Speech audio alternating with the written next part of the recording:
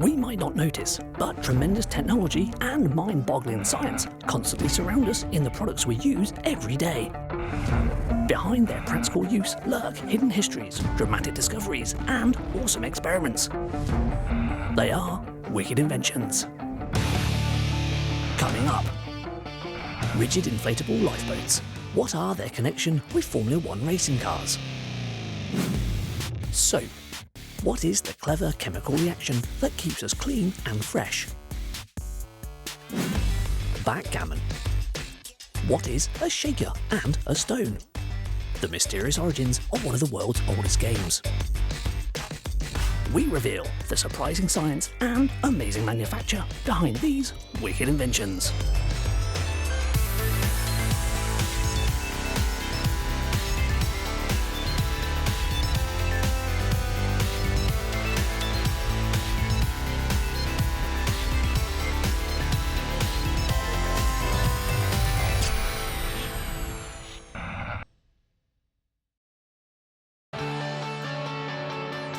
The original use of a lifeboat is to attend a vessel in distress, with the priority of rescuing crew and passengers. However, they are now also used on coastlines around the world, keeping an eye on those enjoying the waves. But just how were they introduced? It was in the 1780s, in 1785, that Lionel Lurkin, he established a form of boat which was converting a normal fishing boat to try and make it unsinkable. It was this creation that gave us the first glimpse of a life-saving method on water. Many believe that it was the terrible disaster of the River Tyne just years before that created a cry for better safety on the water.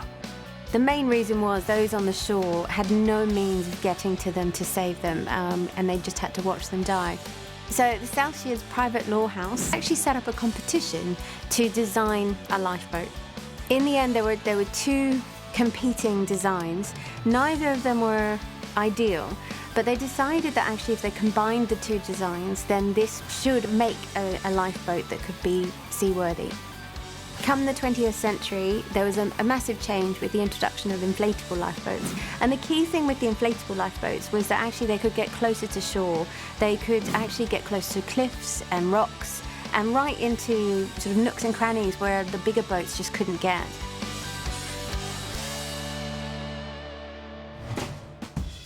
We also saw the use of steam-powered boats and the introduction of internal combustion engine lifeboats, which is the first of many modern innovations. And it was from this time that further developments created a much more usable lifeboat. Electricity meant you could have a searchlight, wireless radio, you had Morse code signalling. All these developments helped create better and better lifeboats. These developments, along with the hard work and training of emergency workers and services today, help save lives across the world. Lifeboats are truly wicked inventions, but just how are they made? The Royal National Lifeboat Institution, or RNLI, are a British charity dedicated to saving lives at sea. We are part of the RNLI, which is a charity that's been in operation since 1824. The Inshore Lifeboat Centre, which is where you're visiting today, has been here for over 50 years. The Inshore Lifeboat Centre is also a centre of excellence for building and the maintenance of inflatable and rigid inflatable lifeboats. Their lifeboats need to be both fast and extremely reliable to ensure that they can respond to any emergency as quickly as possible. The first step in the production of a lifeboat begins with moulding the deck and hull out of carbon fibre. The carbon fibre fabric is pushed firmly into all the shapes and crevices of the mould and smoothed out to avoid any bubbles. Carbon fibre is used because it is flexible and easy to mould, whilst also being extremely strong and durable. It is made from very thin fibres that hold carbon atoms. These carbon atoms are bonded together in tiny microscopic crystals. The crystal alignment of these fibres is what makes it such a strong material. It is used in a wide range of ways, from aircraft production to Formula One car manufacturing, due to these amazing properties. Before being used, the carbon fibre fabric has been frozen to preserve its strength and then thawed. Once pressed into the mould, it is heated in an oven to solidify it, and then carefully released from the mould.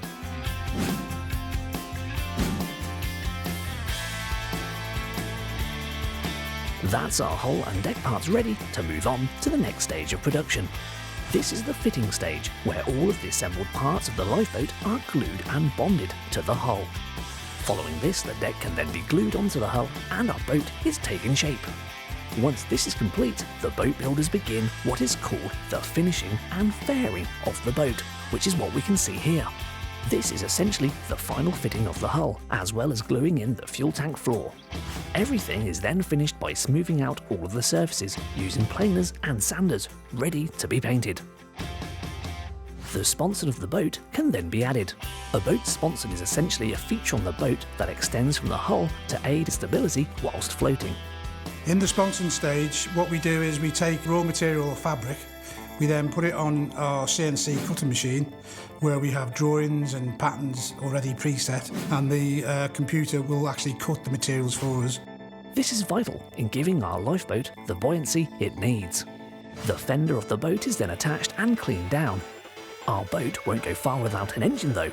These RNLI lifeboats use Yamaha 115 4-stroke engines. These engines can produce up to 115 horsepower each, which is where they get their name. This allows the boat to travel at very high speeds when responding to an emergency. They are tested in the submersion tank before being used. These tests will run through detailed diagnostics and provide real-time graphical data on a vast array of performance categories, including fuel consumption. We then strip them down and we then rebuild the engines, and we include in the build our inversion proofing to enable the engines to restart when the boat's capsized and been righted. The crew can press the start button and the engines start within 2 seconds.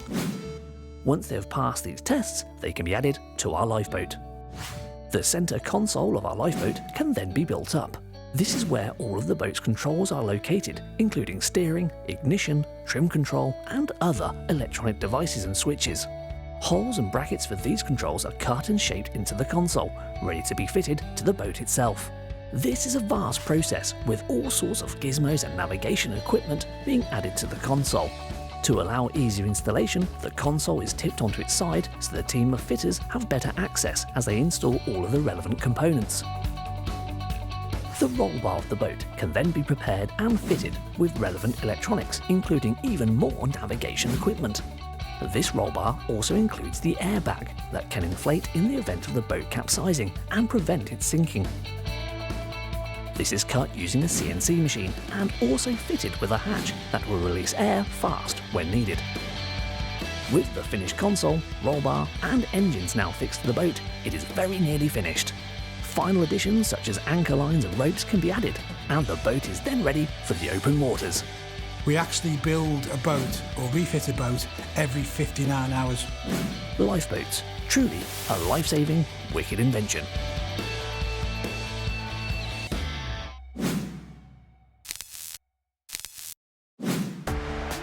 With consumers in the United States alone spending over $3 billion on soap every year, it seems the modern world likes the idea of staying clean.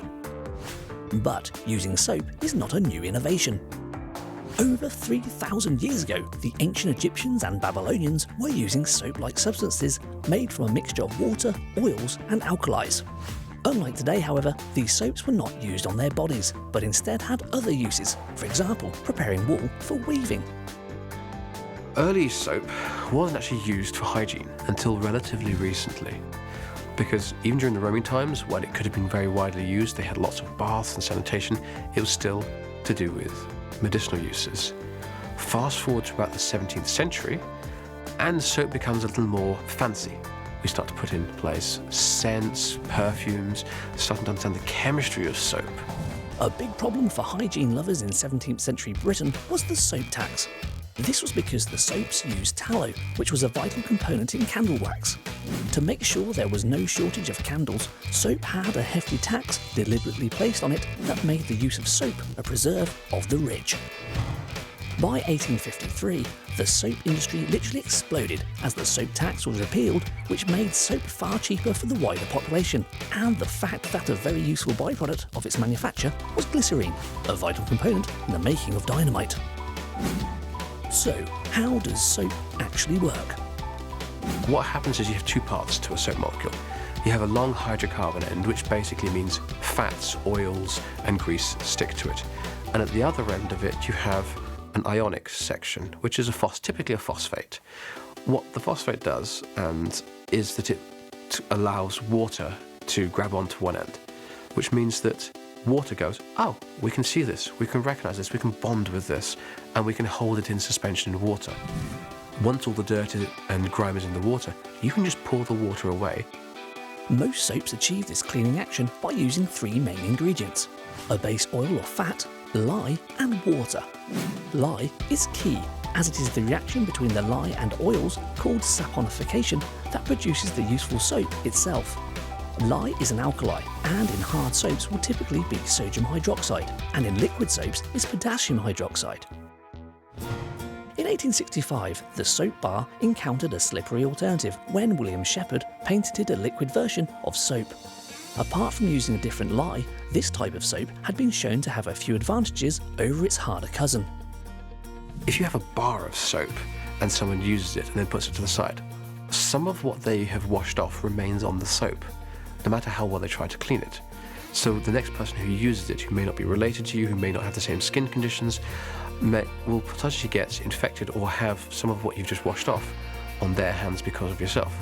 Whereas liquid soap, each time you use it, you use a portion of soap, the whole soap is washed off the person's hands, and the next soap is still considered new and fresh. There is less potential for transference of whatever bacteria or whatever illnesses that may be on your hands, or whatever nasty stuff that you have.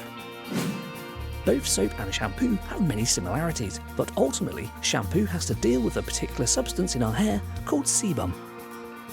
Sebum is a secretion that's produced by our scalp.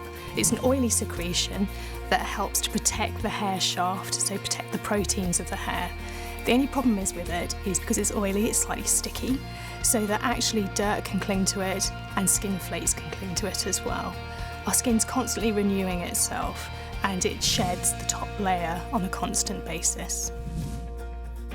Shampoo works like soap, removing the oily sebum, which dirt and grime will stick to. Unfortunately, we need sebum to keep our hair in good condition, and a very effective shampoo may keep our hair clean, but without the sebum, it can make it dry and lifeless. Enter conditioner. The average head contains anything from 120 to 150,000 individual strands of hair, and is made up of an outer layer called the cuticle, a second layer called the cortex, and an inner layer called the medulla. A conditioner fights tangles by strengthening the cuticle, or where the cuticle cells are broken away, forming a protective layer over the cortex. This coating seals in moisture and essentially smooths out the rough edges along the cuticle layer, and thus can keep your hair from tangling as easily. Although you may have your own favourite type of shampoo, it seems it might pay to keep changing it for another manufacturer. So you can have a process where you actually get used to a shampoo, and it's a process called tachyphylaxis. You change to a different shampoo and it seems to work better, but when you go back to your original shampoo, actually then it works again. And this can happen with lots of other drugs, and it's just our bodies getting used to things, and you switch over to something slightly different, it works better for a bit, you switch back and it works. It's a process called tachyphylaxis. Soap and shampoo. Truly Wicked Inventions.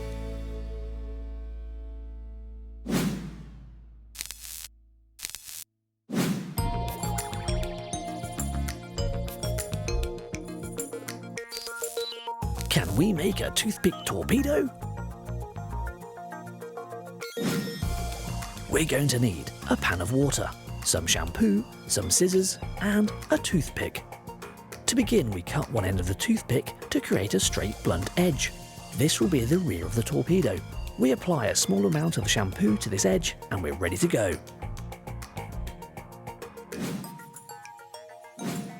We gently place the toothpick in the pan of water, and our toothpick torpedo starts to move through the water, with the pointy end leading the way.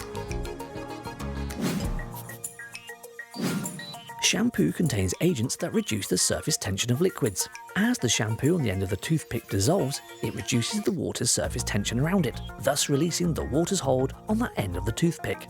The water around the other end of the toothpick still has surface tension, so it pulls the toothpick in that direction.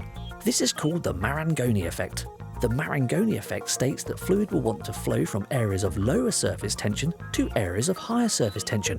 We can see this science in action by watching what happens when we apply a little bit of soap to pepper-covered water. The pepper flakes move away from the point where we added the soap, as the soap lowers the surface tension in that area.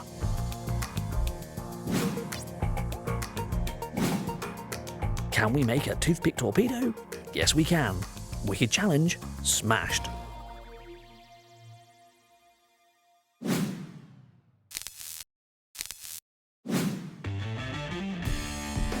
Backgammon is one of the oldest board games recorded and is still played today by those of all ages. But just how did it originate? The history and creation of backgammon is shrouded in mystery, as it is considered one of the oldest board games in the world.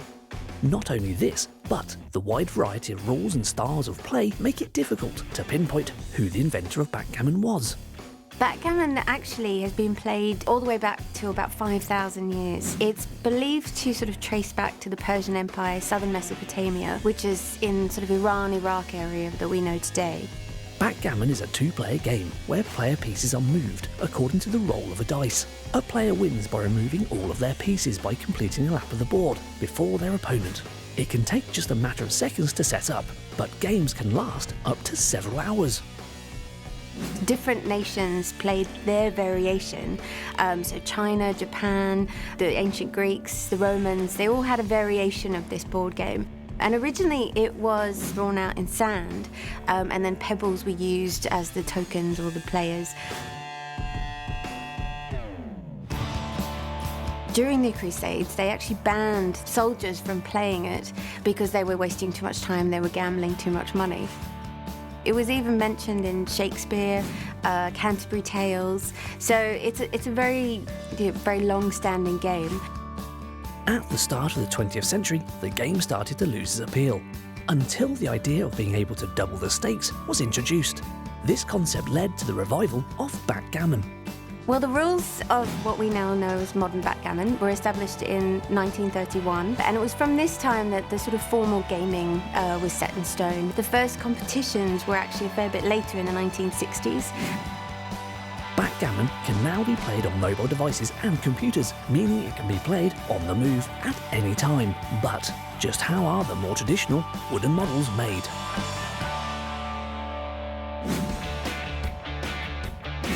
Geoffrey Parker is a third-generation manufacturer of handmade leather goods specialising in games in the UK, all made in the UK, and we've been making backgammon since 1961. There's a lot of different stages involved in the production of a backgammon set. Initially, the customer comes down and they select their levers and choose their specification and size and style of backgammon. Before the production process begins, the leather is checked for quality. If it is a good piece, the necessary cuts of leather for each section of the case are made. A template is used for the larger pieces, but the smaller pieces require more precision, and so are cut using a press.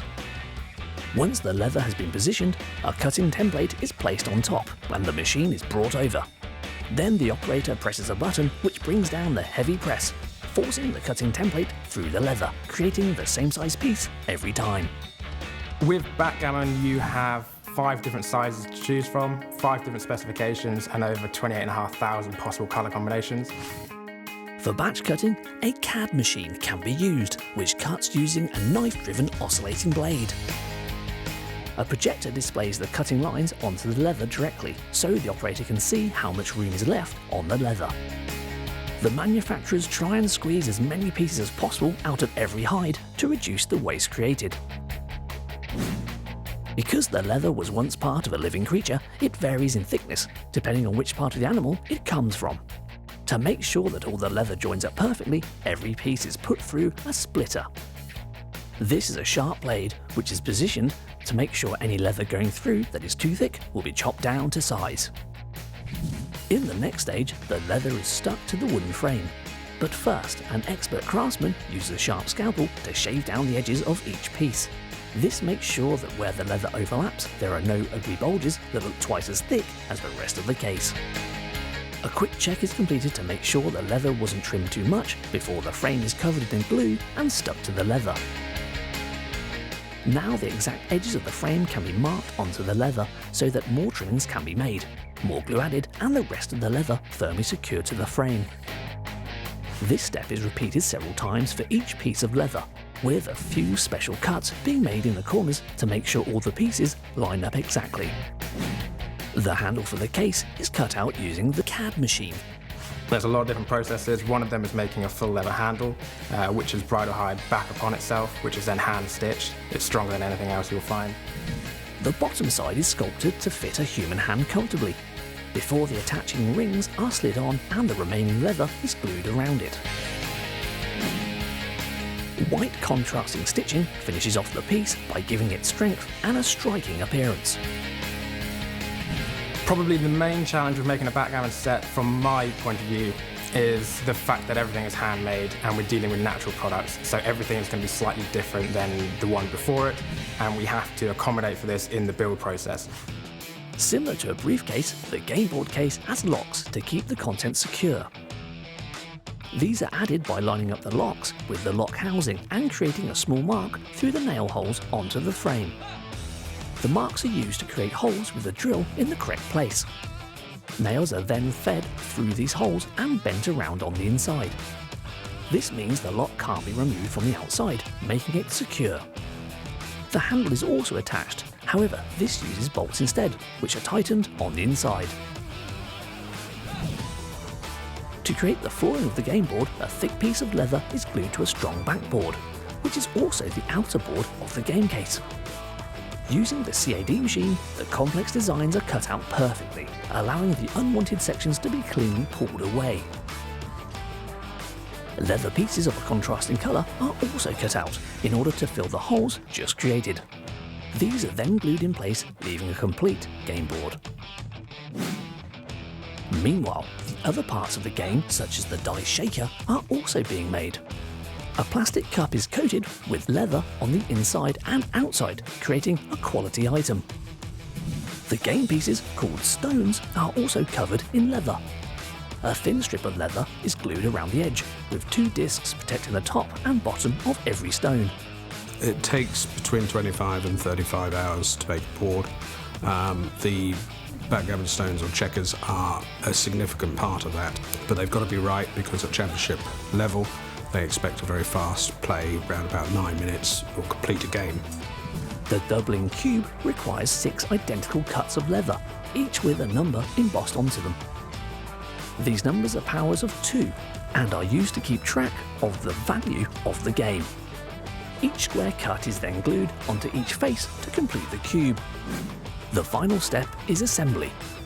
Each piece is either glued, screwed, or carefully placed into its specific area within the case. After a final check for quality, the backgammon case is sealed, packaged, and distributed to champion matches around the world. Backgammon. Truly a wicked invention.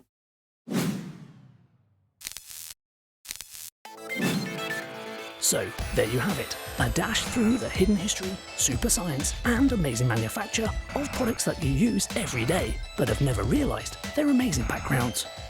Rigid inflatable lifeboats, soap, and backgammon. All wicked inventions.